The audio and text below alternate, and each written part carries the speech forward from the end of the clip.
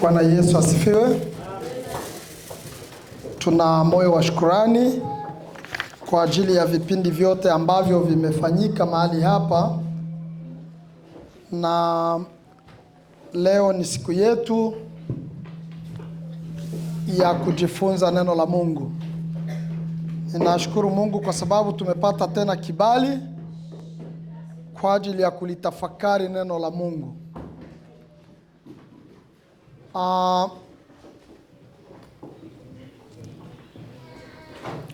Nashukuru tena kwa sababu tayari maombi wamesha yaomba kwa ajili ya mhubiri, na mimi sitaki kuyaumiza kwa sababu yameshafika kwa Mungu. Bwana Yesu asifiwe sana. Na nina somo moja ambalo nataka tujifunze siku ya leo, ambalo naamini ya kwamba litatusaidia. Kama una dugudugu utaweza kupata majibu, si ndio? Wangapi wanataka kupata majibu? Majibu ya maswali yao. Wangapi? Wote. Asante sana. Tunavyofahamu, nini maana ya dhehebu? Dhehebu. Kuna waimbaji ambao wanasema, mwimbaji mmoja alikuwa anaimba pale jana akasema madhehebu yamekuwa mengi. Kuna wimbo mmoja wa kwaya mnaoimba hivyo. Kila dhehebu la shuhudia, sijui madhehebu yamekuwa mengi. Nini maana ya dhehebu? Kwanza kuna tofauti kati ya dini na dhehebu, si ndio? Dini ni nini? Dini ni njia mojawapo ya watu wanaokusanyika kwa ajili ya kumwabudu Mungu wao. Mungu wao. Zingatia neno Mungu wao. Hiyo ndo dini. Tukianza kuitaja, nani ataniambia dini moja? Uislamu. Mungu wao anaitwa Allah. Mungu wao anaitwa Allah, sijui nini. Mwengine, Mungu mwengine Wabuda. Tuna wadominere, Mungu wao Bolange, si ndio? Waneo hawako, sio dini. Waneo sio nini? Sio dini. Lakini ni nini? Dhehebu. Nataka mtu mwingine ataje ingine dhehebu, ingine dini. Wakimbangiste, Wabahaola. Mwingine hawajasema hata.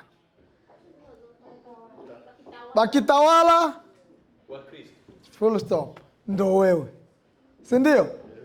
Maanake na sisi tuko ingine dini, ambao sisi lengo letu tunamwabudu Mungu wetu. Dini inaitwa nini? Wakristo. Dini ni Ukristo, na lengo letu tunamwabudu Mungu wetu. Dhehebu ni nini? Dhehebu ni makundi inayotokana na dini inayotafuta kumwabudu Mungu wao. Makundi. Tuko pamoja? Nikitaka kufafanua kidogo, sio kwamba ukisikia dini ya Uislamu ina maana Waislamu wanabaki kuwa Waislamu tu, na wenyewe wana dhehebu zao. Wangapi washawahi kusikia dhehebu ya Waislamu? Dhehebu ya Waislamu. Na hata niambia moja kwa wamama. Dhehebu moja ya Waislamu. Msikiti. Kuna Wasuni, Washia. Hizo zinaitwa ni nini? Ni dhehebu. Tuko pamoja? Na hizo dhehebu lengo lao ni kutafuta kumwabudu Mungu wao. Mungu wa Waislamu. Tuko pamoja?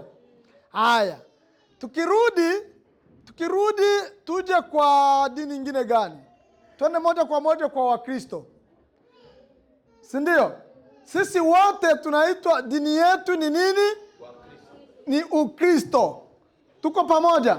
Sisi wote dini yetu ni Ukristo. Tunatafuta kumwabudu Mungu wetu. Madhehebu yetu sasa, nani atayataja? Iko maelfu hivi. Zote zenye utataja hapo, wakiwemo na wanaeona wanani na wanani na wanani, wote kwanza tunachangia kuitwa tuko wanani? Wa Kristo. Bwana Yesu asifiwe sana. Nataka watu wanitazame kabisa. Ukiangalia kuna changamoto moja ambayo mimi huwa inanisumbua katika maisha yangu. Utakuta dhehebu mbili za Wakristo na wenyewe wanafanya ubishi. Lakini sijawahi kukuta mara nyingi kuona dhehebu moja ya dini nilizozitaja hapo juu wanafanya ubishi. Mwishawahi kuviona? Eti wanabishana kabisa. Lakini sio ajabu sisi Wakristo utakuta tuko madhehebu mawili tofauti, baba yetu ni mmoja, lakini tunafanya nini? Ubishi. Ni jambo ambalo halina upendezo kabisa.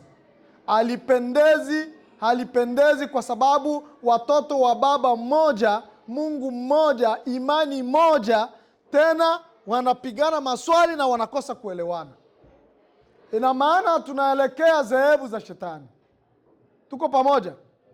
Lakini msingi wetu tunatakiwa kujua kwamba sisi sote tuna imani moja na Mungu wetu ni mmoja. Kinachotuma watu tunashindana na tunaulizana maswali ni kwa sababu kila mmoja anatafasiri maandiko vile anavyovielewa yeye. Tuko pamoja? Naweza nikaja swali kwa wewe unayonitazama tu. Hivi sisi Mungu wetu ni nani? Mungu wa Wakristo. Kama leo unaitwa wewe ni Mkristo, hebu niambie Mungu wako wewe unayemwabudu ni anaitwa nani? Kwa sababu kwa hizo dini nikupe nusu ya jibu. Kuna dhehebu ambazo zinasema Mungu tunayetakiwa kumwabudu anaitwa tu Jehova. Si ndio? Lakini hao watu ni wanani? Wakristo. Mwingine anasema hapana, anatakiwa aitwe Yoshua Masha. Lakini hao ni wanani? Wakristo.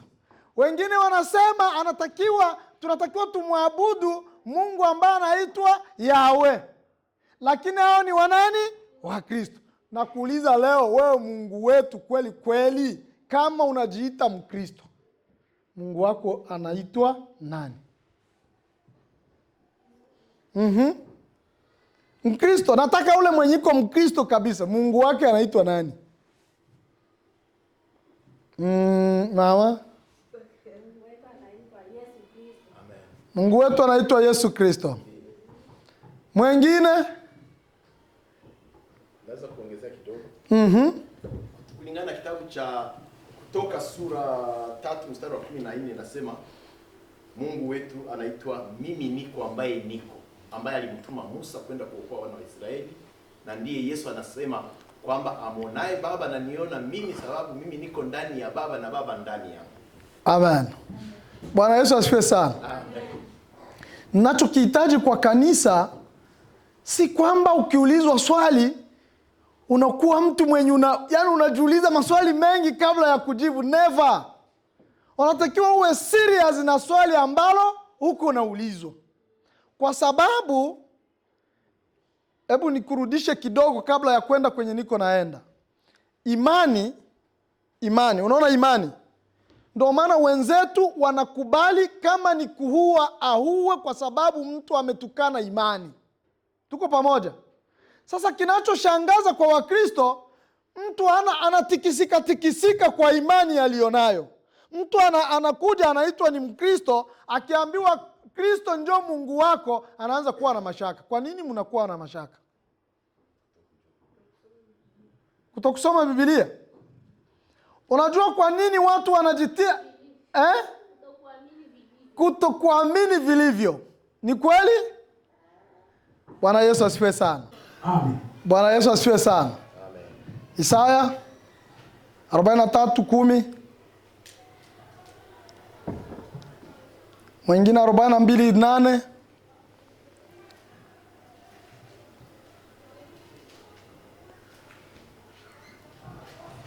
Nimesema Isaya 43:10. Yes. Isaya 43:10. Inasema hivi. Ninyi ni mashahidi wangu, asema Bwana. Ninyi ni mashahidi wangu, asema Bwana. Na mtumishi niliyemchagua mpate kujua na kuamini na kufahamu ya kuwa mimi ndiye, kabla yangu hakuumbwa Mungu awaye yote, wala baada yangu mimi hata kuwepo mwingine. Amen. Amen. Wanaoenda wanamshuhudia Yesu leo ni wanani? Katikati yetu hapa, wangapi wanamshuhudia Yesu hapa? Wangapi ndio mashahidi? Sasa ninyi ni mashahidi wangu. Wangapi wako mashahidi wa Yesu? Mikono juu tuwaone mashahidi wa Yesu. Anasema ninyi ni mashahidi wangu. Wanaofunua Yesu huko mitaani ni sisi hawa. Ndio tunamfunua. Sasa na yeye alishatuambia kwamba Mungu alivyokuwepo ule wa zamani na huyu wa sasa, yeye alikuwepo na ndio yeye mwenye kuya na yeye ndio mwenye atakuja. Na mwenye atakuja atakuwa nani? Yeye huyo. Ni nani? Yohana 1:1-3. Inasemaje?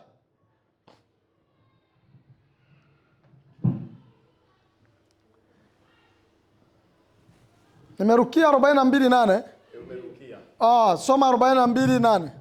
42:8 nasema, mimi ni Bwana ndilo jina langu, na utukufu wangu sitampa mwingine, wala sitawapa salamu sifa zangu. Amen. Amen. Mungu anasema vizuri sana. Sasa kwa Yohana ili ajifunue sasa huyo Bwana ambaye anasema yeye yupo na yeye ndio atakuja na yeye ndio kila kitu. Yohana 1:3 utaruka tena na mstari wa 10. Yohana 1 sura ya kwanza mstari wa mpaka unaishia 3, kisha unaruka na 10 tu.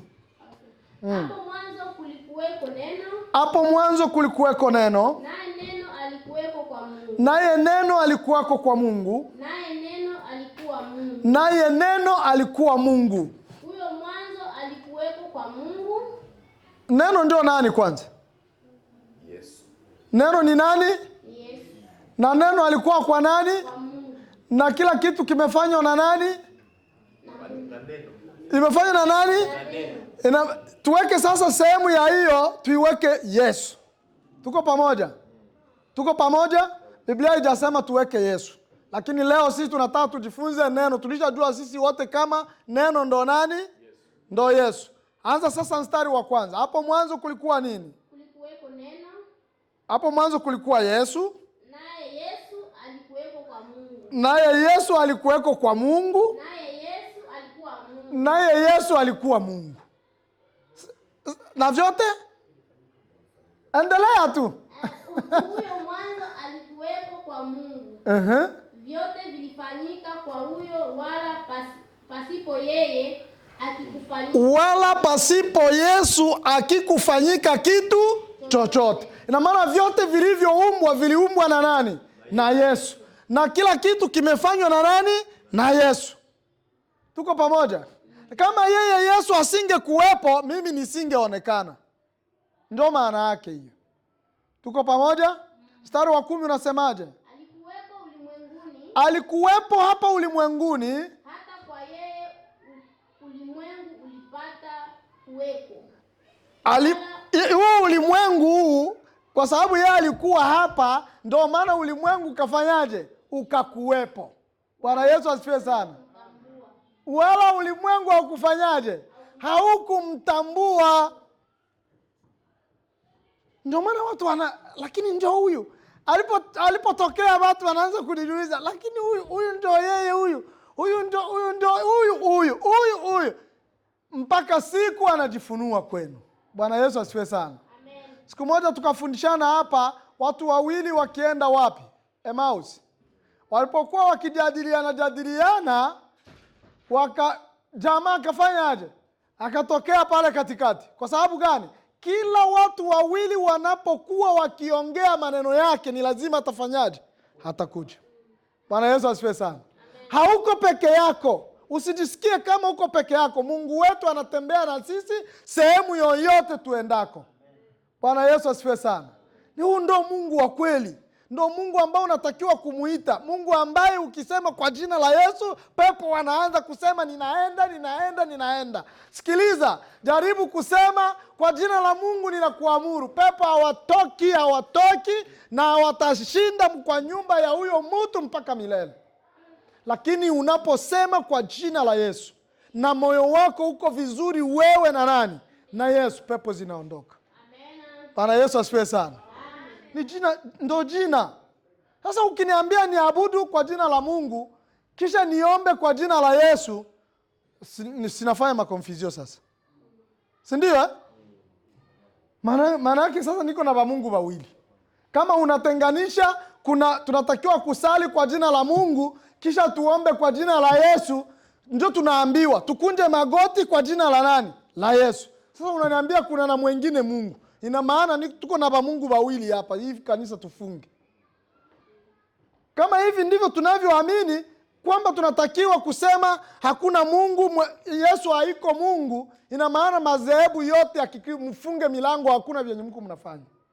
Kwa sababu utaniambiaje eti kwamba ili upone, unapona kwa jina la Yesu. Upate mkate kwa jina la Yesu. Upate nini kwa jina la Yesu. Kila kitu kwa jina la Yesu. Kisha mtu akuja kuambia aseme usiku naomba kwa hili jina, unatakiwa uombe kwa jina la Mungu. Kanisa, mnanielewa vizuri? Tunaomba, itakuwa tunaomba kweli? Jibu hapana. Haiwezekani. Kuna watu ambao ndugu zanguni hawajaamini hivyo. Hawajaamini hivyo. Nimesema kama kila wanaoenda kumuita kwa majina mengi ni kwa sababu kila mtu alimuona Yesu kwa mtazamo wa kwake. Lakini wana wa Mungu tunayemwabudu ndiye yule alikuwepo na ndo atakuja kuliazibu nini? Kanisa. Wale wote ambao wako kwenye mapenzi isiyoonekana hawaendi mbingu, wana sehemu yao. Na sisi kama Wakristo ni waenda mbingu. Duniani tu wasafiri. Bwana Yesu asifiwe sana. Bwana Yesu asifiwe sana. Aliweza kujifunua mara nyingi Yesu tu. Alijifunua mara nyingi. Wakolosai sura ya 1 mstari wa 16. Na mwingine Yohana 20:28. Tunatamaliza. Kolosai 1:16.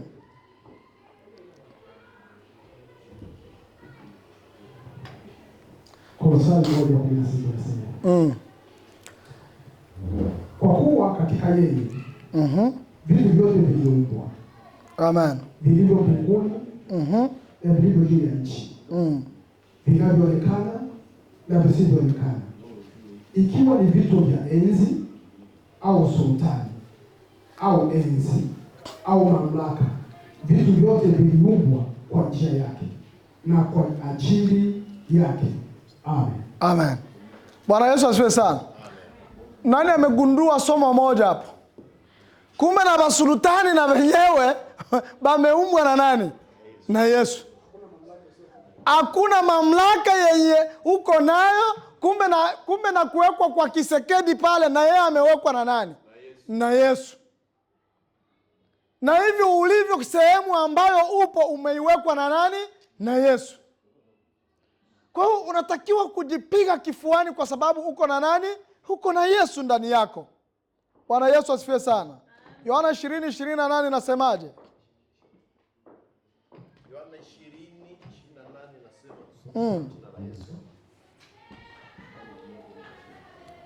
Wakorintho wa kwanza 8:6. Tomaso akajibu akamwambia Yesu, Bwana wangu na Mungu wangu. Historia ya Tomaso wangapi wanaijua? Historia ya Tomaso. Tomaso wakati Yesu anakufa, yeye kabisa hakuwa anaamini kama kuna mtu yeyote duniani anaweza akamuua Yesu. Haikuwezekana. Yeye alikuwa anaona haviwezekani. Kila kitu haviwezekani. na alikuwa na woga, na hata kwenye Yesu alikwenda kuuawa, Tomaso hakuweza kufika kwa sababu alikuwa na huruma sana. Sasa akaambiwa kwamba Yesu amekufa na tumeshamuzika. Akaenda kuangalia kaburi, akashuhudia kwamba Yesu amefanyaje? Amekufa na amezikwa. Baadaye ikatokea Yesu ametokea wanafunzi wake, na Tomaso alikuwa hayupo. Kisha Tomaso akaja akaambiwa hivi kwamba tumemwona, umemuona? Akasema mimi siwezi kubali mpaka nifanyeje? Mpaka na mimi nimuone. Ndio maana watu wengi wanasema kusadiki kwa nani? Ni kufanyaje? Ni kujionea. Basi Yesu akaona kwamba huyu mtu ana mashaka, akaja kwao tena na akajifunua kwao. Akasema angalia, angalia hapa, angalia hapa, angalia hapa. Tomaso akatuambia Yesu ni nani? Yesu ni Bwana wake Na nini? na Mungu wake. Tomaso akatuambia neno moja tu. Neno Bwana katika Biblia yangu inamaanisha Mungu. Tomaso akaamini, akasema kwamba Bwana wangu na Mungu wangu. Bwana Yesu asifiwe sana. Maana akampa ile majina yote mawili. Akasema kumbe alikuwa ndio Mungu ule ule tulikuwa tunaishi naye. Bwana Yesu asifiwe sana. Na wewe kama ungali kama Toma, basi kaa hivyo hivyo ulivyo. Lakini kama huko kama Toma, amini unayeishi naye ndo huyo Mungu mwenyewe. Bwana Yesu asifiwe. Amen. Wakorintho wa kwanza sura 8 mstari wa 6 inasemaje? Lakini kwetu sisi Mungu ni mmoja. Lakini kwetu sisi wa Kristo Mungu ni mmoja tu. Aliye Baba, ambaye vitu vyote vimetoka kwake. Ambaye vitu vyote vimetoka kwake. Nasi tunaishi kwake. Nasi tunaishi kwake. Nimesema tunaishi kwa nani? Kwa Bwana, kwa Yesu. Kwa Yesu. Yes. Yuko na Bwana mmoja Yesu Kristo, ambaye kwake vitu vyote vimekuwapo, na sisi kwa yeye huyo. Amen. Kwa sisi tuko na Bwana au Mungu mmoja ambaye ni Yesu Kristo, ambao vitu vyote viliumbwa na yeye, na hakuna kitu kilichoumbwa bila yeye kuwepo, na ni huyo tunaishi pamoja naye. Bwana Yesu asifiwe sana. Amen. Hakuna. Yaani ninataka nikuambie kwamba ukijisikia ujisikie fieri kwamba wewe ni Mkristo na Kristo yuko ndani yako. Bwana Yesu asifiwe sana. Yaani usiogope. Uwe huru kabisa kujua hivyo. Na kwa kumalizia, kitabu cha Wathesalonike wa kwanza sura ya 4 mstari wa 13 hadi 17 inasema kwamba ni yeye Yesu atarudi tena kutoka mbinguni siku ya mwisho na parapana na mwaliko, na ni yeye atalichukua kanisa lake. Ni yeye ataazimisha nini? Kanisa. Bwana Yesu asifiwe sana. Kama kuna Mungu mwingine unayemtazamia ambaye hata kujaka hapa, sasa unamuogopa nani? Kama hutamuogopa mwenye atakuja kukuadhibu, utamuogopa mwingine nani? Kwa sababu inasema ni yeye tena ndo atakuja. Ufunuo inasema mimi ni Alfa na Omega, mwanzo na mwisho. Bwana Yesu asifiwe sana. Yeye ni mwanzo na tena yeye ni wa mwisho.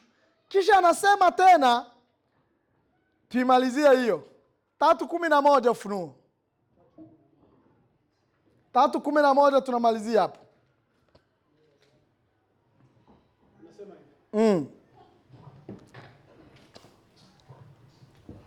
Ufunuo 3:11.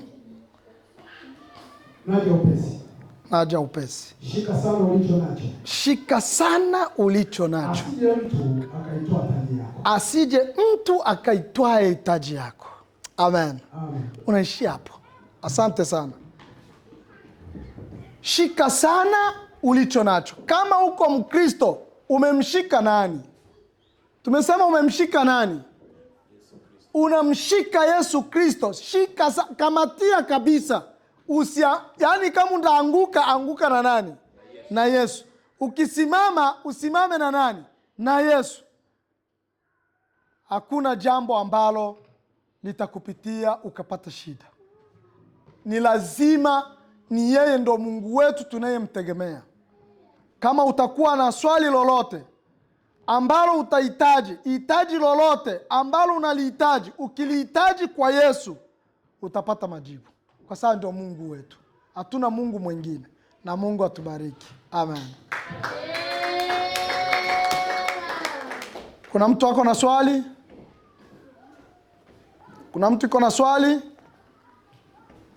kuhusiana na uungu wa Mungu wa Yesu? Basi tuombe Mungu. Asante Mungu kwa ajili ya neema yako.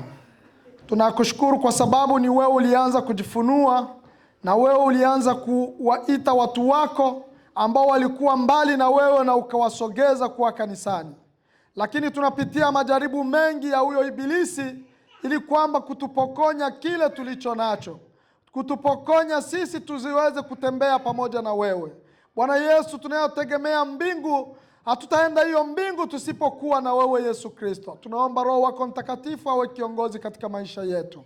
Ongoza sisi sote, tunapokusanyika 2 watatu, nasema utakuwa pamoja nasi, na hivyo ndivyo tunavyoamini Bwana. Asante kwa sababu utaendelea kumgusa kila aliyesikia neno hili, ili kwamba aweze kukutegemea wewe, na awe shahidi sehemu yoyote atakapoulizwa, awe shahidi mbele za watu wengine na kuwaleta watu wengine kwa Kristo. Kwa utukufu wa jina la Yesu tunaomba na kuamini.